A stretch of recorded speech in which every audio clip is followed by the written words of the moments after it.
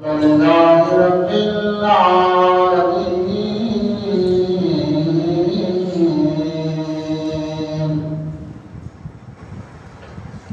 والصلاة والسلام على رسوله الكريم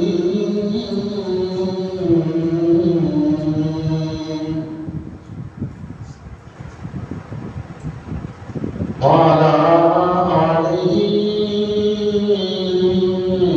وأصحابه وأهل بيته وأزواجه وأولياء ملته وعلماء أهل سنته أجمعين. أما بعد فأعوذ بالله من الشيطان الرجيم. بسم الله الرحمن الرحيم.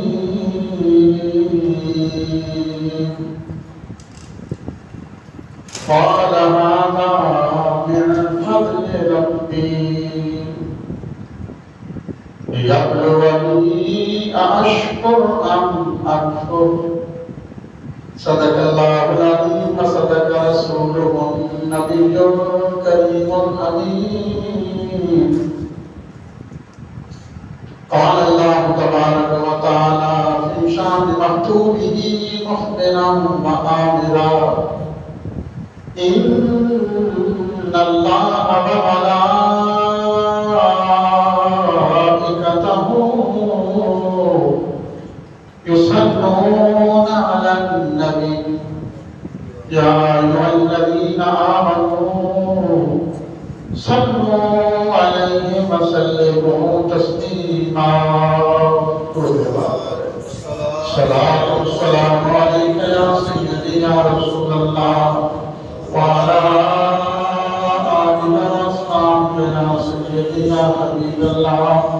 الصلاة والسلام عليك يا سيدي يا رسول الله وعلى آلك وأصحابك يا سيدي يا حبيب الله.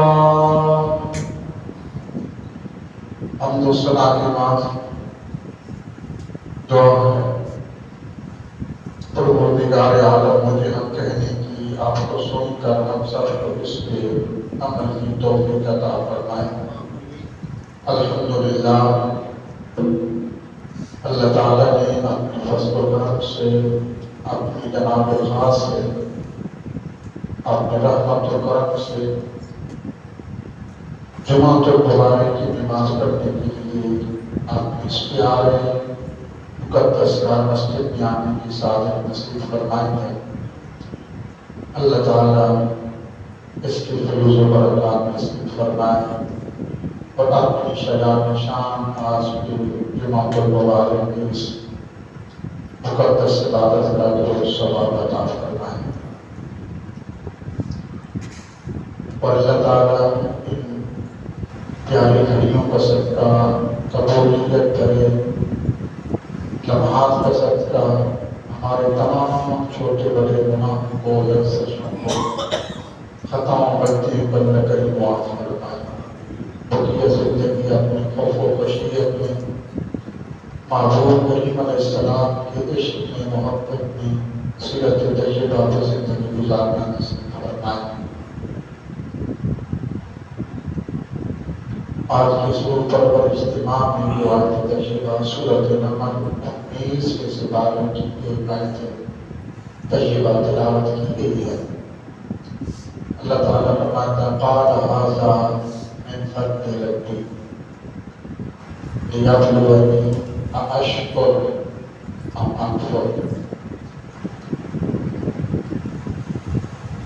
اے میرے پیغمبر سلیمان علیہ السلام فرما دیجیے ھذا من فضل ربی، یہ میرے رب کا فضل ہے جو اس نے مجھے دکھایا ہے لیبلونی، تاکہ وہ مجھے آزما سکے أأشكر أم أكفر، کہ میں اس کو شکر ادا کرتا ہوں کیا نہیں. آپ جو سنتے رہتے ہیں حاضہ رب ربی، قرآن کریم کی آیت ترکیبہ ہے سورۃ نمل کی، لیکن اس کے شان نزول کسی کو نہیں پتا۔ گاڑی نہیں خریدی، اس کے لیے دیا حاضہ رب ربی، بہت بڑا مکان بنایا، جیسا بھی بنایا، جیسے پیسوں سے بنایا، جیسے کمائی سے بنایا، اور اوپر لکھ دیا حاضہ رب ربی، یہ میرے رب کا فضل ہے، میرے رب کا کرم ہے۔ ہر جگہ پہ آپ دیکھتے ہیں دکانوں پہ، گھروں پر بڑے بڑے جو بورڈ ہوتے ہیں، بڑی بڑی جو فیکٹریاں ہیں، بزنس ہیں، مقامات ہیں، جگہ ہیں، وہاں پر بھی لکھا ہوتا ہے آیت ترکیبہ حاضہ من فضل ربی، کہ یہ میرے رب کا فضل ہے۔ لیکن اس کا جو شان نزول تھا، یہ آیت ترکیبہ جو اللہ تعالیٰ نے قرآن کریم میں نازل فرمائی، اس کی وجہ کیا تھی، اس کا سبب کیا بنا تھا، اور یہ آیت ترکیبہ اللہ تعالیٰ نے قرآن کریم میں کیوں نازل فرمائی کہ حاضہ من فضل ربی۔ اس سے پہلے کون سا ایسا واقعہ تھا جو رونما ہوا تھا کہ پھر اللہ نے فرمایا، حضرت سلیمان نے فرمایا کہ حاضہ من فضل ربی۔ آج جو ہے نا کچھ ناجائز کمائی سے کی، حرام کی کمائی سے کی، لوٹ مار کے پیسے سے کی، بہت بڑی بلڈنگیں بنا کر کے لکھ دیتی ہیں کہ یہ میرے رب کا فضل، حاضہ من فضل ربی۔ تو یہ بھی بہت بڑا کفر ہے۔ اگر انسان کو یہ کہنا کہ یہ حرام کی کمائی سے بنا ہے اور پھر حرام کی کمائی کو کہنا یہ رب کا فضل ہے، تو یہ تو کفر ہے۔ جیسے آج آپ میڈیا پہ دیکھتے ہیں ناچنے والیاں، گانے والیاں، ان سے وہ جب انٹرویو لیتے ہیں ٹھیک بات ہے، تو وہ کہتے ہیں کہ اس کا میری ماں کی دعا ہے، میرے رب کا مجھے کرم ہے کہ میں اچھا ناچ لیتی ہوں، اچھا گا لیتی ہوں۔ اس سے بڑا کفر کیا ہے؟ بلکہ یہی حکومت ہے، کچھ مہینے پہلے کی بات ہے کہ ایک سینے کا افتتاح کر رہے تھے، اور اس کے بعد پھر وہ سارے کھڑے کر دعا کر رہے تھے، کس چیز کی کر رہے تھے دعا؟ سارے وہاں پہ حکومتی لوگ کے دعا کر رہے تھے، سینے کے افتتاح کر رہے تھے، کیا کہ اللہ اس کے اندر کھانے میں برکت دے، کہ ہو سکتا۔ تو یہ ایسے کام، ایسے حرکات، ایسے اعمال کفر ہے کہ ایک بندہ دیکھنا میں ہوں تو میں کہتا ہوں کہ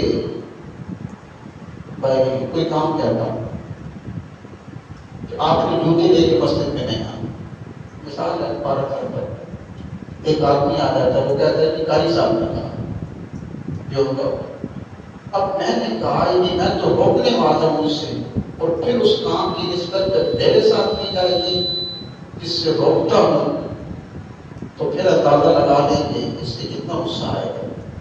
بھئی میں ایک کام سے روکتا ہوں، اسی کام کی نسبت میرے ساتھ کر دینا، اس جھوٹ کو میرے ساتھ منسلک کر دینا، اس سے بڑے نافرمانی اور کفر کیا ہوگا؟ حرام کی کمائی سے بہت بڑی بلڈنگ اور محلات تعمیر کر کے کہنا حاضہ من فضل ربی، یہ میرے رب کا فضل ہے، پھر وہاں پہ برکتیں نہیں نہ رہتی، پھر وہی محلات، وہی آبشار گھر کے انسان کے لیے جہنم بن جاتا ہے۔ پھر بیٹیاں تو ہوتی ہیں، لیکن پھر بیٹیوں کے ہاتھ اور ماں کے بعد بیٹے تو ہوتے ہیں، لیکن پھر بیٹوں کے ہاتھ اور باپ کا چہرہ تماشوں پہ تماشا، اس کی طرف اسی کی نسبت کرو جس کا وہ لائق ہے، وہ پاک ذات ہے، پاک ہستی ہے، پاکیزہ چیزوں کی نسبت اس کے ساتھ کرو۔ تو اس آیت ترکیبہ کا شان نزول کیا تھا کہ جو ہم یہ کہتے ہیں کہ حاضہ من فضل ربی، اس آیت ترکیبہ کا شان نزول کیا تھا کہ کیوں قرآن کریم اللہ کریم نے نازل فرمایا؟ تو یہاں پہ حضرت سلیمان علیہ السلام کا ذکر چل رہا ہے، اور بڑی پیاری یہ بات ہے، 19ویں سپارے کی یہ سورت ہے، سورت نمل، اس میں ذکر ہے. اور نمل کہتے ہیں چمٹی کو. چمٹی کے نام پر اللہ تعالیٰ نے پوری سورت بنا دی.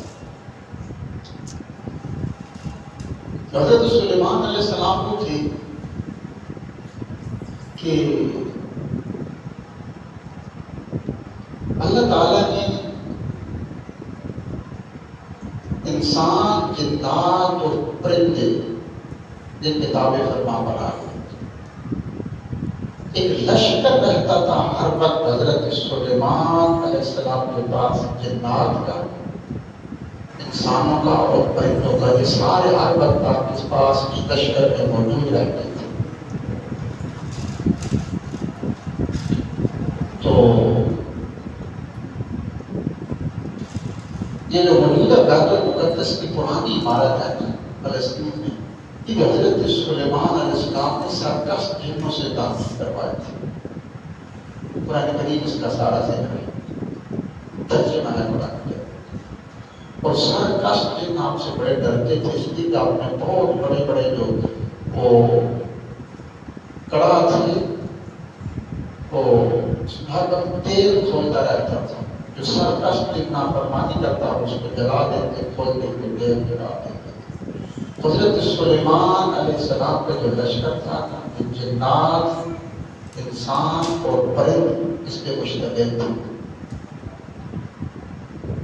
آپ کو اللہ نے تخت عطا کیا تھا، کبھی اس پہ پڑے گے، اس تخت پہ بیٹھتے اور پال بھاگ کے اندر کئی مہینوں کی مسافت طے کر لیتا تھا. صبح سے لے کر شام تک اٹھتا. آگے پھر اگر اس کی تفسیریں پڑھے تو اسی سیدھے پر جہاز بنائے گئے. تو حضرت سلیمان علیہ السلام قرآن کہتا ہے کہ یہ لشکر لے کر آ رہی تھی. بڑی توجہ سے گفتگو سننا. اپنا لشکر لے کر حضرت سلیمان علیہ السلام، لشکر جس کی جنات، انسان اور پرندے تھے. قرآن کہتا ہے کہ حتی اذا اتوا علی واد النمل، جہاں تک کہ وہ لشکر آتا ہے. ایک وادی تھی، واد النمل، جس وادی کے اندر چیونٹیاں تھیں. اس کے قریب پہنچا. آپ تشریف لا رہے تھے، لشکر آپ کے ساتھ تھا. بڑی توجہ سے سننا.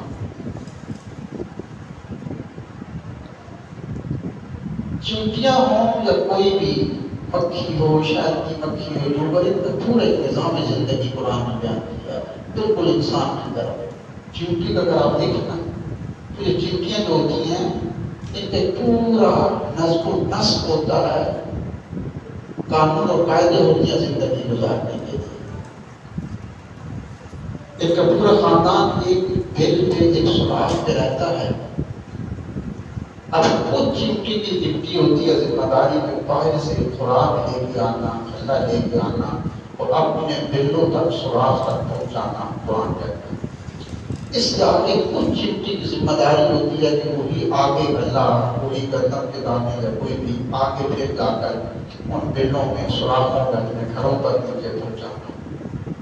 اور آگے پھر ایک تیسری چیونٹی کا گروہ ہوتا ہے کہ جو اس گندم کے دانے کو 2 ٹکڑے کرتا چلا جاتا ہے. 2 اگر ایک دانہ پورے سال کا یہ غلہ اکٹھا کرتی ہے چیونٹی. ایک دانہ ہوتا ہے نا گندم کا، جو کہ اگ پڑتا ہے جب بارشیں ہوتی ہیں، زمین میں جب نمی آتی ہے تو اگ جاتا ہے. آگے پھر چیونٹی کا ایک گروہ ہوتا ہے کہ جو گندم کے دانے کو 2 ٹکڑوں میں تقسیم کرتا ہے. آپ کی شان دیکھیں، جو دھنیا ہوتا ہے نا استعمال کرتے ہیں سالن میں، اس کے دھنیے کا جو ہوتا ہے بیج، اگر اس کے 2 ٹکڑے کیے جائیں پھر بھی یہ اگ پڑتا ہے. ہم نے خود دیکھا ہے. اب اس کی چیونٹیاں 4 ٹکڑے کرتی ہیں. گندم کے دانے کے 2 کر دیے ہیں تو نہیں اگتا. دھنیے کے دانے کے اگر 2 ٹکڑے کر دیے ہیں پھر بھی اگ پڑتا ہے. آگے چیونٹیاں اس کی 4 ٹکڑے کرتی ہیں. یہ کون ہے؟ کوئی تو ہے جو نظام اصلی چلا رہا ہے، کوئی خدا ہے. اب کچھ چیونٹیاں ایسی ہوتی ہیں کہ جن کی ذمہ داری ہوتی ہے کہ وہ اپنے سوراخوں کے باہر کھڑی ہیں وہ صرف ان کی ذمہ داری کیا ہے کہ اپنے گھر کی، اپنے دلوں کی، اپنے خاندان کی قیمتی کی حفاظت کریں. ان کی ایک ذمہ داری ہے. لیکن جو شاید کبھی پڑے جاتے ہوئے ہم 14 سے 12 اللہ نے نام شاید کی نتیجہ بھی ذکر دیا ہے. تو یہ جو شاید کے فارم ہوتے ہیں مکھیوں کے، تو ان میں ایک ملکہ ملتی ہے، ایک ہی ملکہ ہوتی ہے اس پورے فارم میں. جو شاید کی مکھیوں ڈبے پڑے ہوئے اکثر روڈ کے قریب جنگلوں میں جہاں پہ پھل پھول ہوتے ہیں، تو وہ ملکہ سب سے مہنگی ملتی ہے. ایک ہی مکھی ہوتی ہے، اس کا ایک ہی ڈبہ ہوتا ہے، اور اس کے ساتھ پروٹوکول کے لیے چند مکھیاں صرف اس کی خدمت کے لیے ساتھ ہوتی ہیں. ملکہ جہاں جائے گی وہ ساتھ ساتھ چلتی ہے. اس کا کام کیا ہوتا ہے؟ اس ملکہ کا، اس مکھی کا صرف دیکھ بھال کرنا. کام ٹھیک ہو رہا ہے، پھل آ رہے ہیں، پھول آ رہے ہیں، پانی آ رہا ہے، چھتوں میں شاید آ رہا ہے. یہ اللہ تعالیٰ کے نظام قدرت ہے. اب قرآن کہتا ہے سورۃ نمل 19 سے 12، حضرت سلیمان علیہ السلام لشکر لے کر، اس میں جنات تھے، پرند تھے، انسان تھے، یہ بہت بڑا لشکر لے کے آ رہے تھے. کھتا ذات و بلاوات نمل، اس نمل چمٹیوں کی جو باتی تھی اس کے قریب پہنچے. تو قال النملۃ، ایک چمٹی اس کی ذمہ داری تھی اوپر جگہ پہ بیٹھ کر دور تک دیکھنا اور اپنے اس خاندان کی چمٹیوں کی حفاظت کرنا. مفسرین لکھتے ہیں، فخر الدین رازی دیگر لکھتے ہیں کہ اس چمٹی کی ایک آنکھ اور ایک ٹانگ نہیں تھی. وہ جو چمٹی کا ذکر قرآن میں ہو رہا ہے، قال النملۃ، نے چمٹی نے کہا، وہ ایک ٹانگ سے اور ایک آنکھ سے معلوم تھی، اس کی ایک ہی آنکھ تھی. آگے بڑی تفصیل ہے. تو جب اس چمٹی کو اوپر بیٹھ کر نا دور تک دیکھ رہی تھی، جس کے ذمہ حفاظت تھی اپنے خاندان کی چمٹیوں کی، دور تک دیکھ رہی تھی، تو اس نے دور سے دیکھا 3 میل کی مسافت پہ. اب حضرت سلیمان علیہ السلام کا لشکر 3 میل دور تھا. کتنا؟ ایک شری 3 میل بنتے ہیں، یاد رکھنا. 2.25 کلومیٹر کا ایک شری میل بنتا ہے. تقریباً آپ 5 کلومیٹر کا ہے، 5 کلومیٹر. اس چمٹی نے، اس پہ امام فخر الدین رازی لکھتے ہیں کہ اس چمٹی کی ایک آنکھ تھی، اس کی نہیں تھی. اس نے ایک آنکھ سے 5 کلومیٹر کی مسافت پر دیکھا حضرت سلیمان علیہ السلام کا لشکر آ رہا ہے. تو قال النملۃ، اس چمٹی نے کہا، یا ایھا النمل، اے چمٹیو، ادخلوا مساکنکم، اپنے اپنے بلوں میں داخل ہو جاؤ، سوراخوں میں چلے جاؤ. لا یخدمنکم سلیمان وجنودہ وهم لا یشعرون. اور سلیمان ان کا لشکر آ رہا ہے، بے دہانی میں تمہیں اپنے پاؤں کے نیچے رونت کے چلا جائے گا. اس چمٹی نے مفسرین لکھتے ہیں کہ 5 کلومیٹر کی مسافت پر، شری 3 میل کی مسافت پر اس کی ایک آنکھ نہیں تھی. ایک آنکھ سے دیکھا کہ لشکر آ رہا ہے.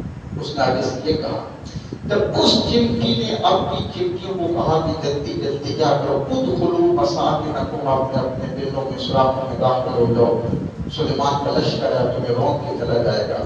حضرت سلیمان علیہ السلام اس کی اس آواز کو سن لیا. کتنے دور سے سنا؟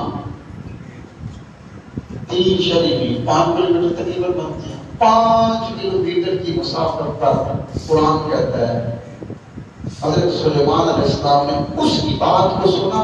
فتبسم ضاحکا من قولہ، تبسم فرمایا.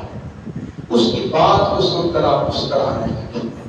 چمٹی کی بات کو سن کر فتبسم، تبسم فرمایا، مسکرانے لگے.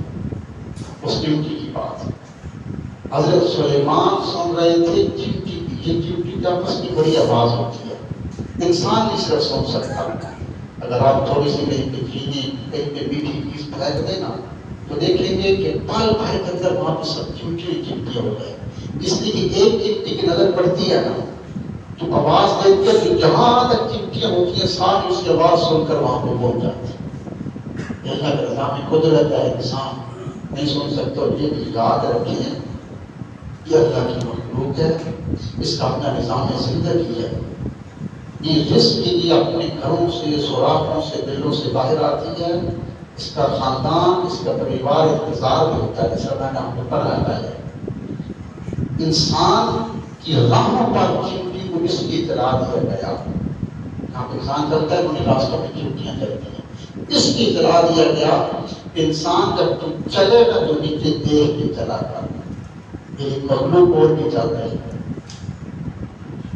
نیچے دیکھ کے چلا کر، اور اگر تم نے بے دھیانی میں ان کو کچل دیا تو یاد رکھیں میں نے پڑھایا کہ قیامت کے دن جس چمٹی کو تم نے بے دھیانی میں کچل دیا، قیامت کے دن اللہ کے عرش کے پائے کو پکڑ کر جھنڈوڑے گی، اور اس کی آواز پورے حشر کے میدان میں سب سے بلند ہوگی کہ یا اللہ میں بھی تیری مخلوق تھی نا، وہ اشرف تھا، افضل تھا انسان، اتنے تکبر میں جا رہا تھا، اس نے دیکھا ہی نہیں کہ نیچے چل رہا، انصاف مانگے کہ اس چمٹی کو انصاف دینا ہوگا، اس لیے میں انسان چلا کر تو نیچے دیکھ کر یہ اور بھی مخلوق چل رہے ہیں، تیرے تکبر کو ختم کرنے کے لیے میں نے چمٹی کو تیری راہوں پہ چلا دیا، تیری نگاہیں جھکی رہیں۔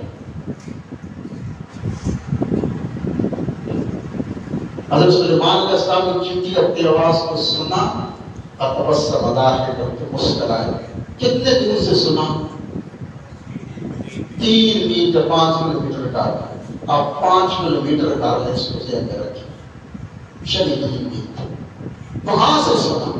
آج کہتے ہیں جی ایک ہی سب لفظ ہے جی کہ ایوب بے باشر و مسلم نبی تمہاری مثل ہے، جی چمٹی کے بعد آتی ہے، اگر کان میں رکھو تو پھر بھی نہیں آئے گی، بلکہ انسان زور لگا دے گا، کان میں چمٹی چلی گئی۔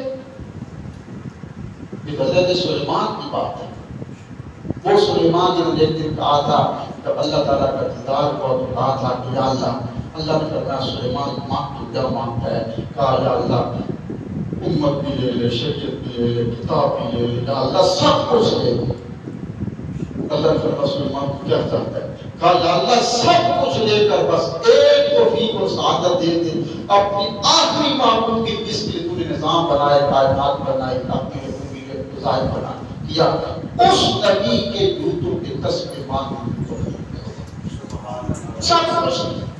نعرہ تکبیر، نعرہ رسالت، نعرہ حیدری۔ حضرت سلیمان کو حضور کی غلامی میں سارا کیا تھا، جیسے براج میں پڑا تھا، تو غلاموں کی عالم ہے طاقت کا، سردار کا عالم کیا ہوگا؟ حضور فرماتے ہیں میں ماں کی شکم میں تھا نا، ماں کی شکم میں تھا، لوہی محفوظ پہ چلنے والی قلم کے آواز کو ماں کی شکم میں سنا کرتا تھا۔ اب قلم انسان لکھے، اس میں ہاتھ میں پین ہے، پوائنٹر ہے، قلم ہے، تو کتنی آواز آئے؟ قلم کی آواز آتی ہے کان کے قریب قریب، پھر بھی نہیں آتی، نہیں آتی۔ حضور کی قوت سماعت کا یہ عالم تھا، حضور فرماتے ہیں میں ماں کے شکم میں تھا، لوہی محفوظ۔ اگر پڑھے نا آسمانوں کے بارے میں یہ کتنے ہیں، ہم نے پہلے پڑھا تھا، یہ نہیں کہ آسمانی دنیا کے ساتھ متصل آسمان ہے، جتنا زمین سے لے کر پہلے آسمان تک فاصلہ ہے اتنا پہلے آسمان کی اونچائی ہے، پھر زمین سے لے کر پہلے آسمان کے دوسرے کنارے تک جتنا فاصلہ ہے اتنی پہلے آسمان سے لے کر دوسرے آسمان تک فاصلہ ہے، پھر جتنا پہلے آسمان سے لے کر دوسرے آسمان کے پہلے کنارے تک فاصلہ بنتا ہے اتنا پھر دوسرے آسمان کی اونچائی ہے، پھر ترتیب آگے کرتے جائیں، اسی فاصلے سے آگے آسمان کے اوپر پھر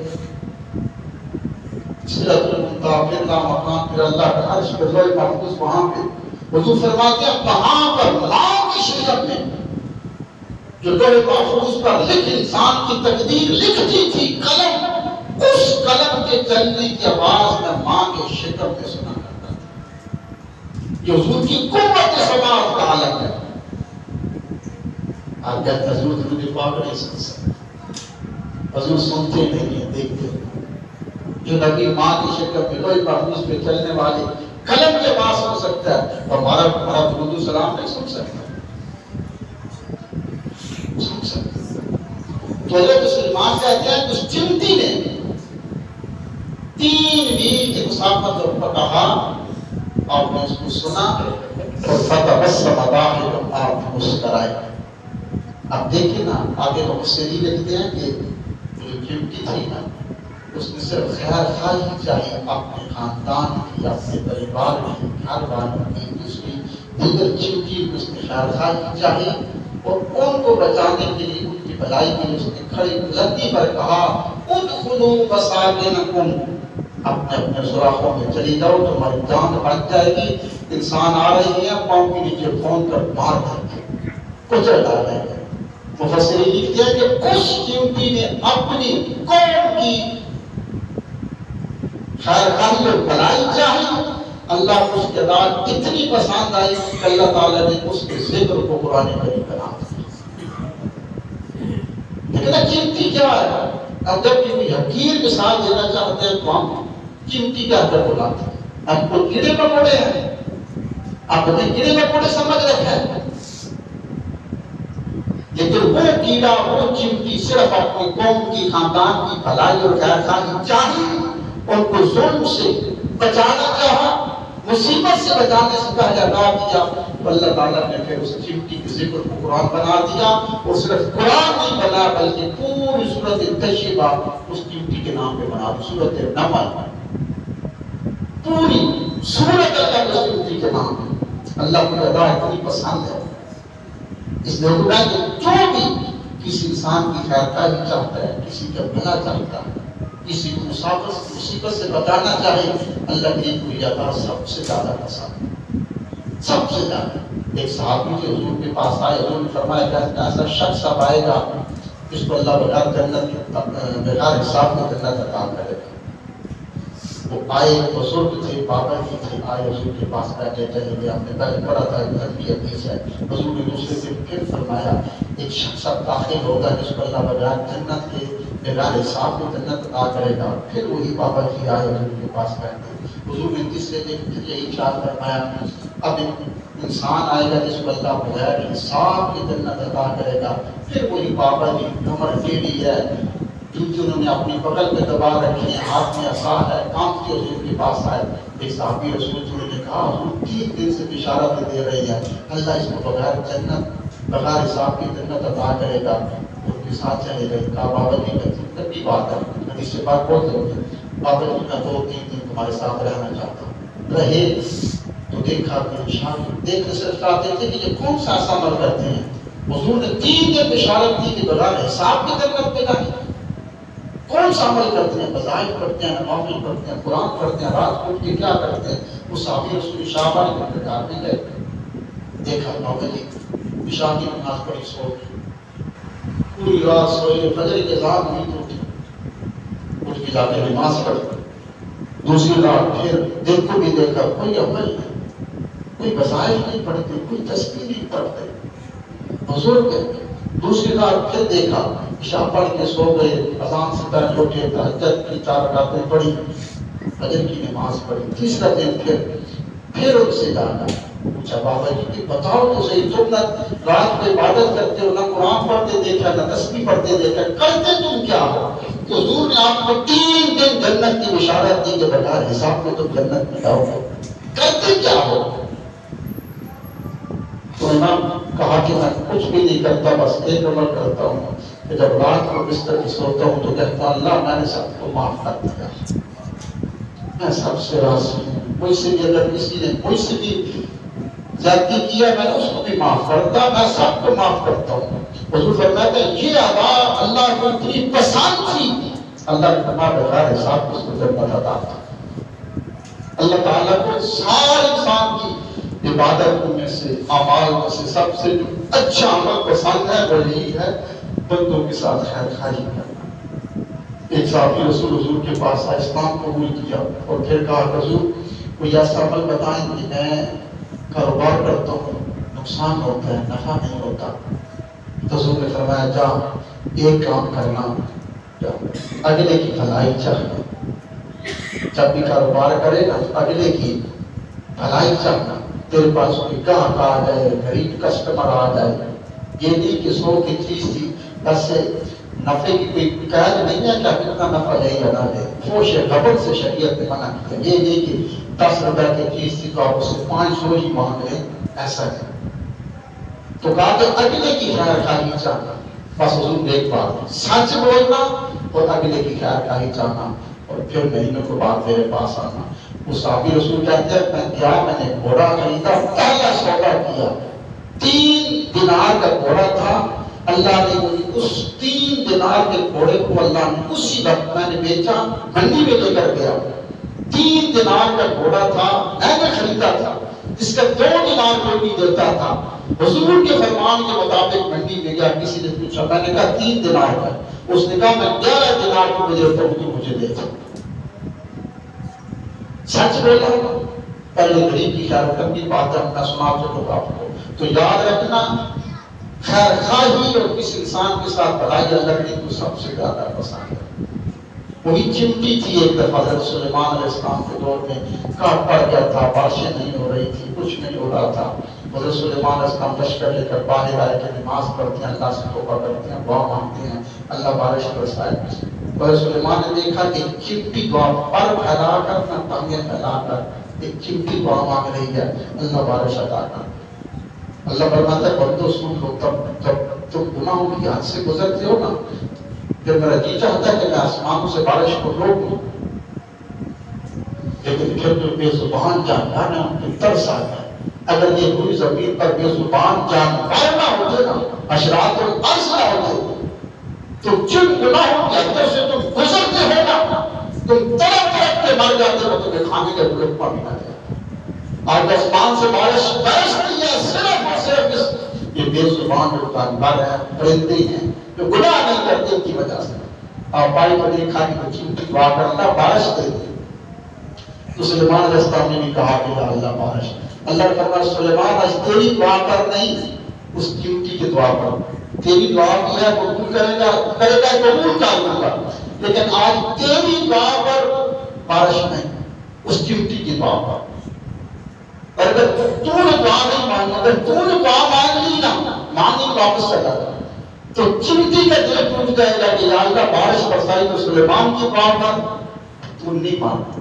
بارش دوں گا, تیری بھی سنی ہے, لیکن دوں گا اس چمٹی کی دعا مانگ. تو جو ہم پڑھ رہے تھے کہ حاضہ من فضل ربی کا پس منظر کیا ہے, اس کو انشاءاللہ یہ تمہیں کو پڑھے گئے سننا دے.